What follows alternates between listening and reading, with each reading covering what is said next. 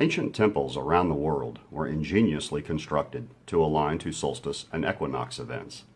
We now know that magi, kings, and their astrologers watched the heavens in order to establish zodiacal time, a means by which even the Anunnaki gods used to set their rulership term limits. What could have possibly gone wrong among such highly educated observers and mathematicians of ages past that led to the calendar squabbles and new civilizations? Welcome to the Seventh Planet Broadcasting Special Series, The Anunnaki, for Season 1, Episode 4. I am your host, Matt LaCroix, and I am joined by best-selling author and radio personality Gerald Clark, and truth seekers and ancient ancestral researchers Zechariah Lang, Krista Clark, Troy Gothard, and Billy Carson. Travel with us from the Great Pyramids of Africa to the jungle temples of Mesoamerica as we uncover the occluded calendar connections from Sumer, Egypt, and the lost realm of Mesoamerica. Does the Mayan long count and early Sumerian calendar hold the clues to proving an Anunnaki connection? Perhaps the evidence left behind in the deserts of the Abzu and the sweltering jungles of the Yucatan hold the answers. The first stop on our journey takes us all the way to the deserts of the Giza Plateau in Egypt, beneath the mighty shadow of the Great Pyramids. Is there perhaps a connection between the ancient builders of Mesoamerica and Egypt, aligning their pyramids with temples and stars? Maybe the evidence can be found within our own calendar system and the measurement of zodiacal time. The orientation and precise alignment of the Great Pyramids of Giza match many of those seen in Mexico and Central America.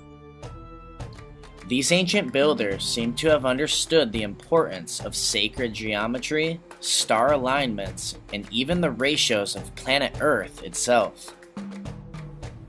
With our advanced technology, could we even replicate their building feats today?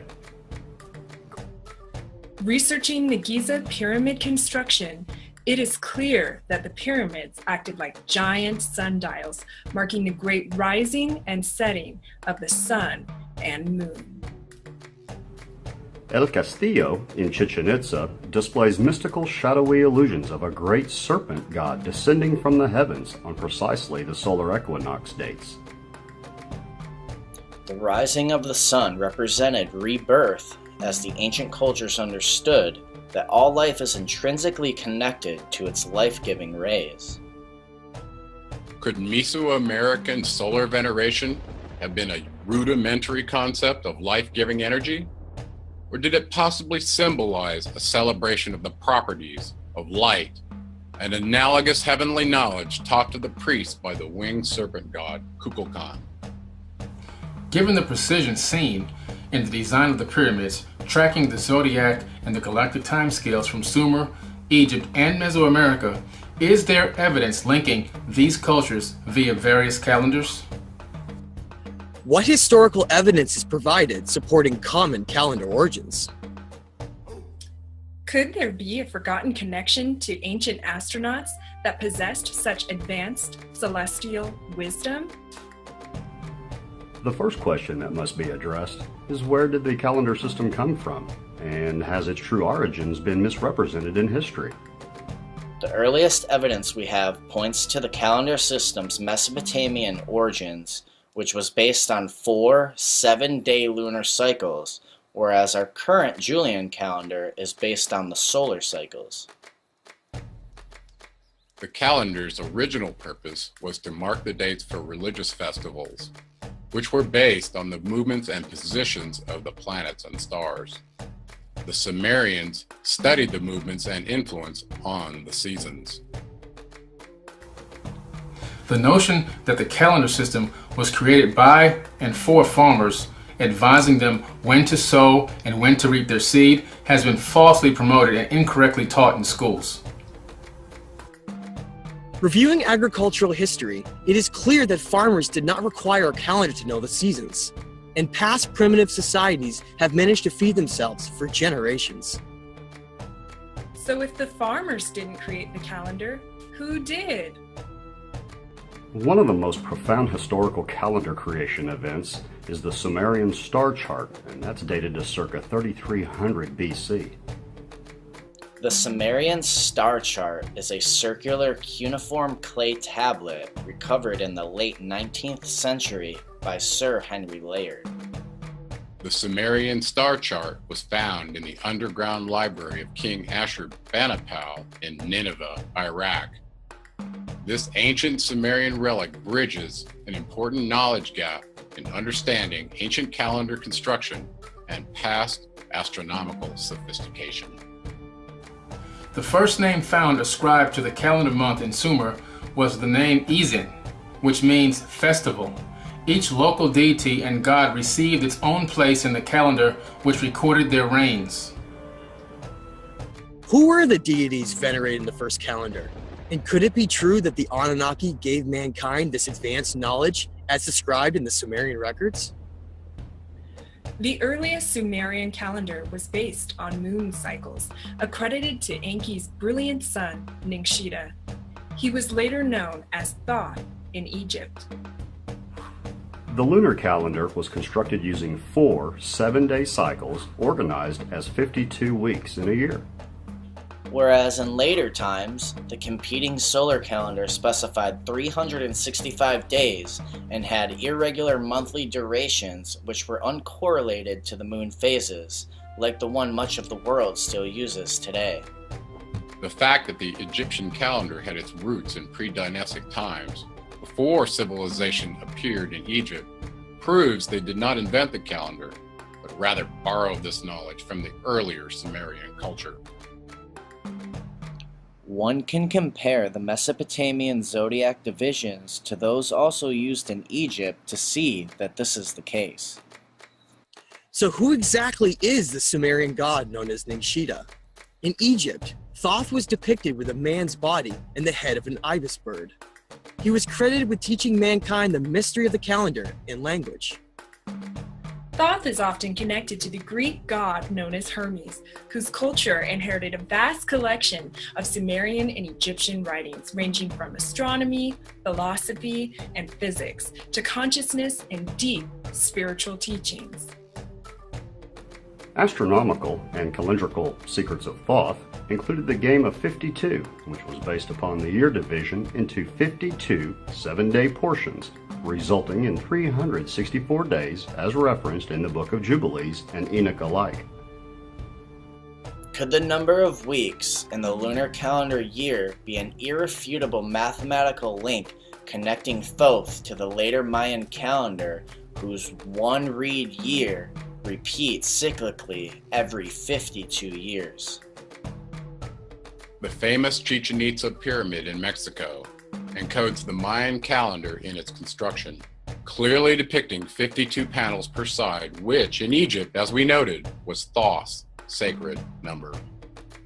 The number 52 also coincides with the number of weeks in the year when using 7-day weeks based on 4 7-day lunar cycles, totaling 364 days. The Aztec pyramid ruins of Guacamontes, located near Guadalajara, Mexico, is fashioned as a circular step pyramid with 52 levels, and their chief god was none other than Quetzalcoatl. Once again, it is clear that Quetzalcoatl's sacred number 52 was the fundamental basis for the circular pyramid design, applying advanced calendar knowledge. It is now time for modern researchers to acknowledge the mathematical and astronomical wisdom ancient cultures possessed. Calendar wisdom provided to mankind by the gods from antiquity should rebuke even the most staunch skeptic. The Egyptians had both a solar and a lunar calendar. The lunar calendar was the artful creation of Ningshita Thoth, whereas the solar calendar was attributed to the Egyptian solar deity Ra, Marduk. The Babylonian version of the Epic of Creation, the Enuma Elish, credits Marduk with creating a 12-month calendar divided into 3 celestial astrals. This division of the skies into 36 decans as a means of defining the days of the year is clearly a calendar reference. The Egyptian solar calendar, considered a civil versus religious time system, was very unique in that it was divided into 30-day months termed decans.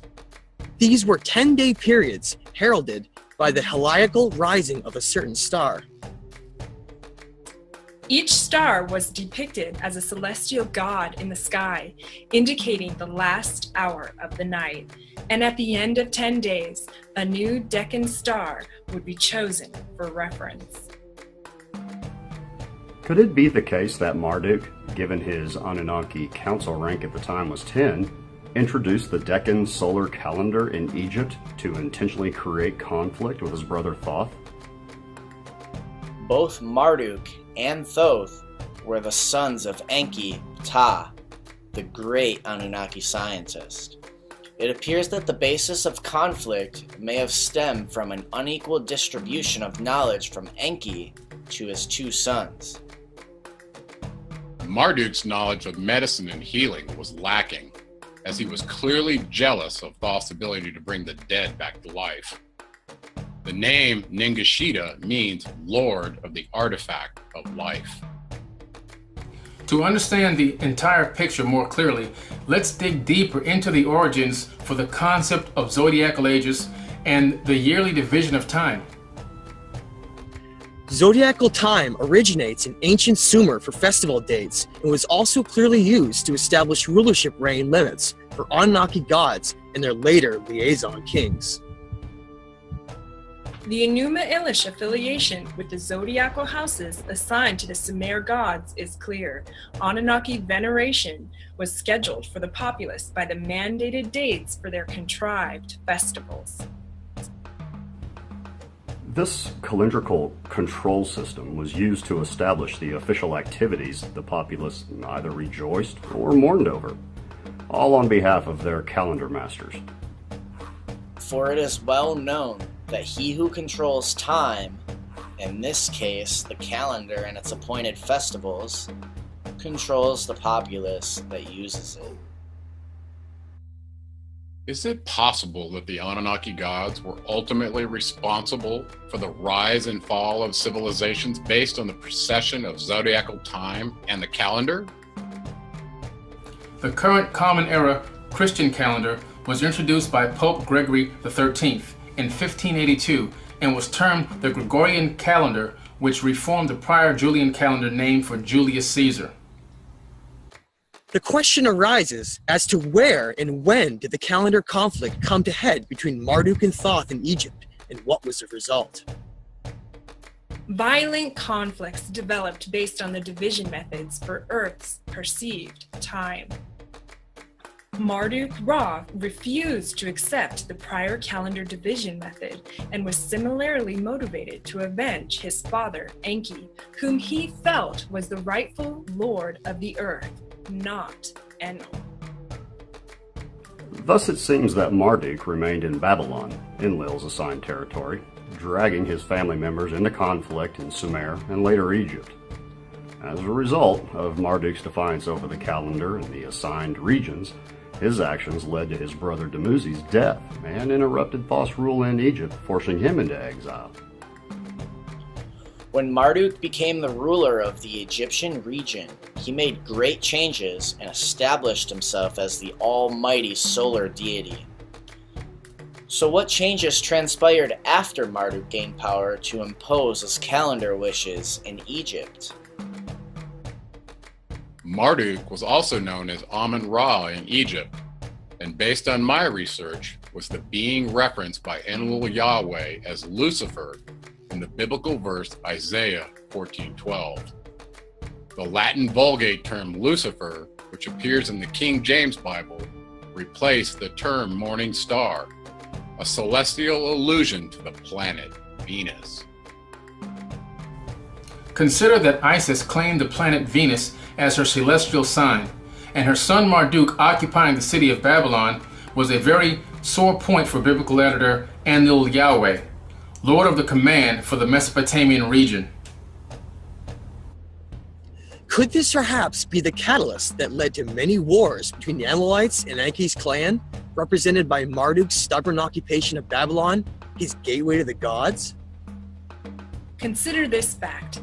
Every time you say a prayer and end it with Amen or Amen, you are praising Amen-Ra, Marduk. After Marduk established the new solar calendar system, the lunar model used by Thoth was in conflict and led to a quarrel and the eventual departure from Egypt to pursue creating his own new civilization. Scientific evidence now clearly points to Thoth's exile path to be connected significantly to South and Central America. Could Thoth's exile migration route have taken him all the way to Mesoamerica, land of the winged serpent? Perhaps the mysterious Olmec race in ancient Mexico can provide evidence to validate this hypothesis. There are many theories about how the Olmecs came to be in Mexico. Some theories have them as Asian hunter-gatherers who trace their beginnings to shortly after the last ice age, about 12,000 years ago.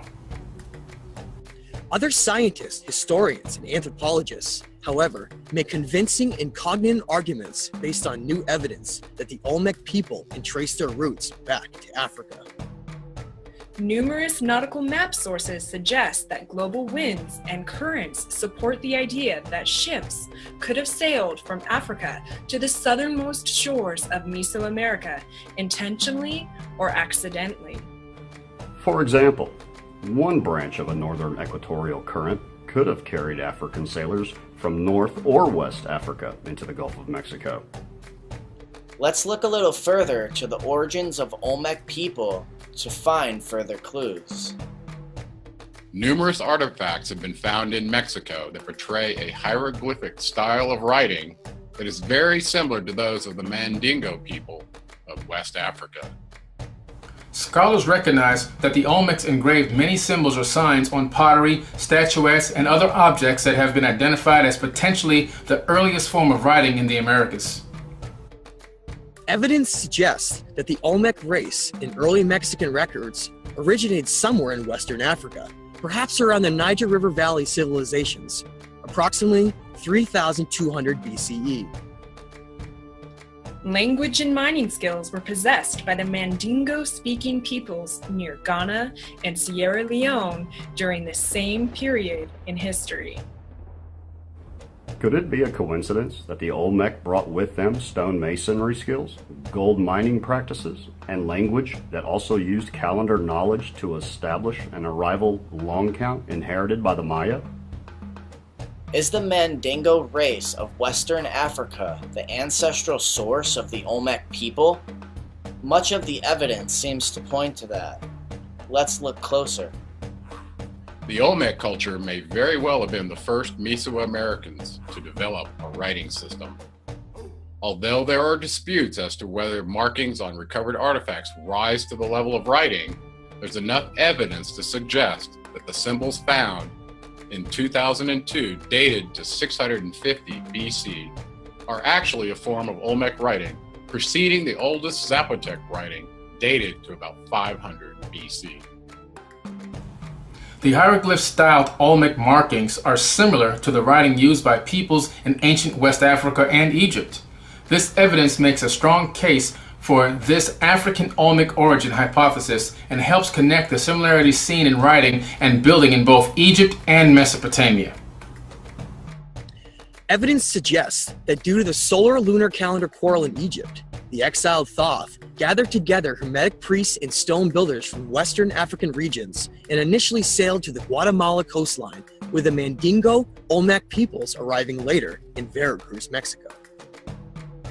Was the goal of Thoth's journey to create an Atlantean civilization in the new lands?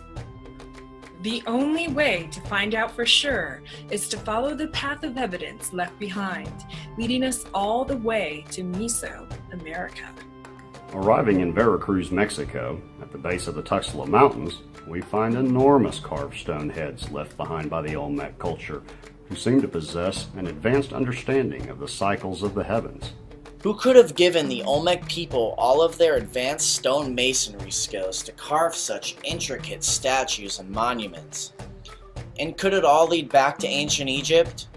let's look a little further. Deep in the jungles of Veracruz, we find the most important Olmec sites concentrated around the ruined site of La Venta. Many feel a deep connection to the natural beauty of the Yucatan, and when fully immersed in the jungle, experience an awakening of their souls, often subdued by the imposing chaotic noise of the modern metropolitan life.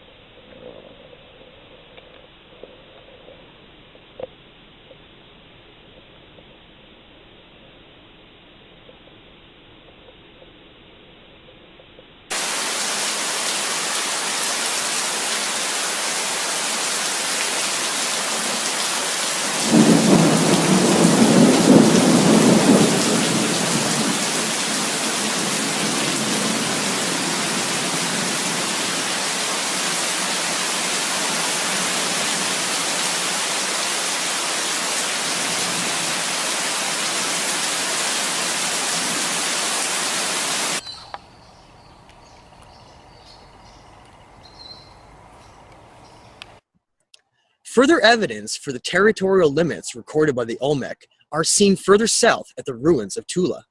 Located there are elaborately carved giant statues that show striking similarities to those from the Olmec further north in Veracruz.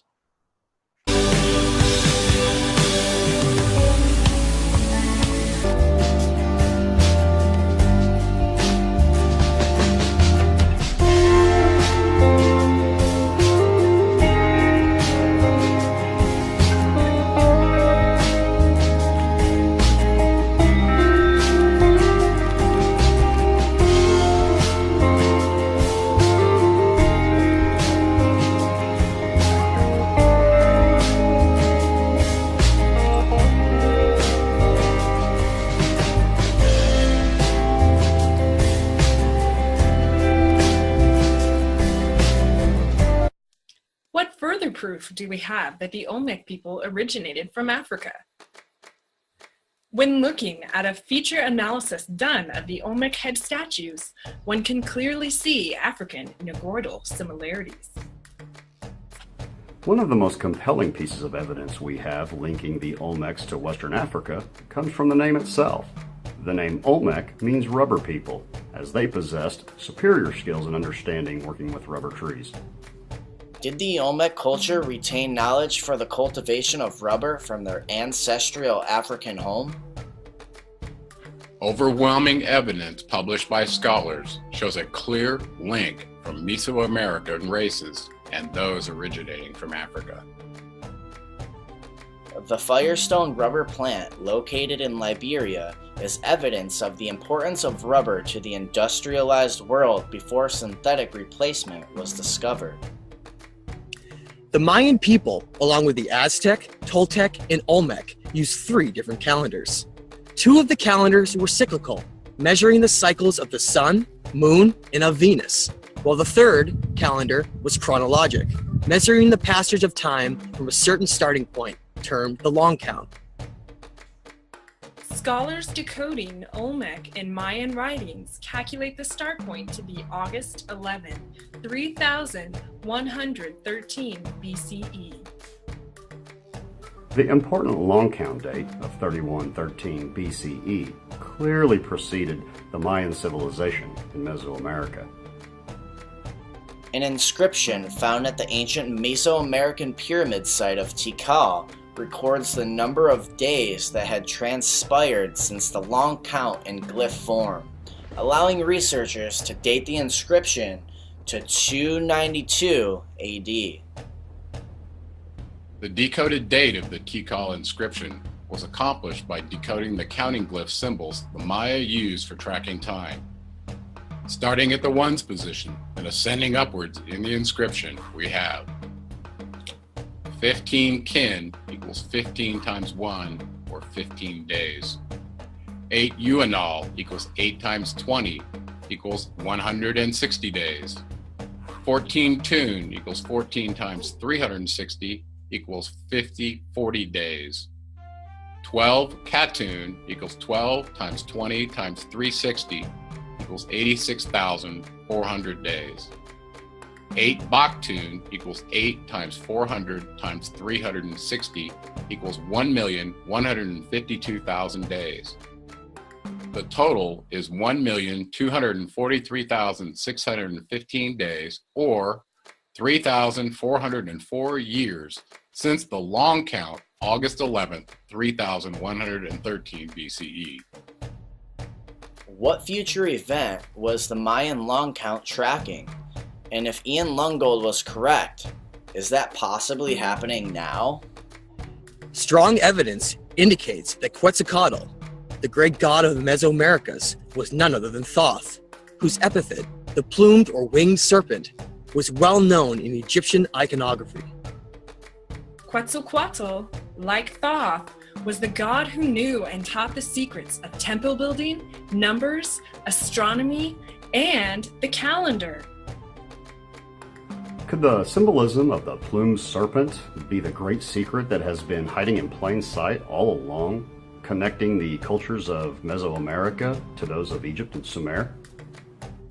In Manly P. Hall's Secret Teachings of All Ages, a profound experience occurs between Hermes and Poimandre, who is represented as the great celestial dragon. Poimander reveals to Hermes that he is the great mind and consciousness of the universe, and commissioned him to be mankind's immortal teacher. Could this be the reason why the winged serpent symbology was adopted by Thoth Hermes, seen mimicked throughout past advanced cultures? Serpent symbolism can be seen all throughout Mesoamerica, the most famous of which is seen at the Great El Castillo Pyramid in the Yucatan Peninsula at Chichen Itza. Could this shadowy serpent descending at El Castillo, witnessed by the fall equinox, be an occluded symbolic veneration of Hermes Quetzalcoatl for his epic encounter and commission given to him by the great dragon Poimander? Recall the biblical story of the Garden of Eden. Eve was purportedly tempted by a serpent to eat the fruit of the tree of knowledge of good and evil. We know from Sumerian accounts that it was in Eridu's Eden Garden where the Anunnaki brothers Enlil and Enki monitored the genetic hybrid humans to verify they could reproduce. Some serpent artistry in Mesopotamia show them wrapped around or guarding the tree of life, just as we see in our biblical Garden of Eden story. Do the interwoven serpents seen portrayed in the caduceus symbol represent our double helix DNA and the source of universal knowledge? Could they also be interpreted as the same serpents that guard the tree of life? For as we know, light is the source of life, and is also quantized as 7 distinct wavelengths in the human energy body chakra system, a model widely accepted in society today. The connections seem to be all around us. This universally recognized symbol of the caduceus is attributed to Thoth Hermes, guardian of the tree of knowledge, as appointed by the great dragon Poimandre. Our quest to uncover our calendar origins, the players involved, and the clear linkage to Ningshita, Thoth, and Quetzalcoatl has been presented. If the Mayan Toltec calendar is correct, we are now entering the Great Year, which may explain the profound changes we are witnessing as a species. Join us next time for episode 5 as we uncover conquistador secrets behind their barbarous quest for Aztec and Inca gold.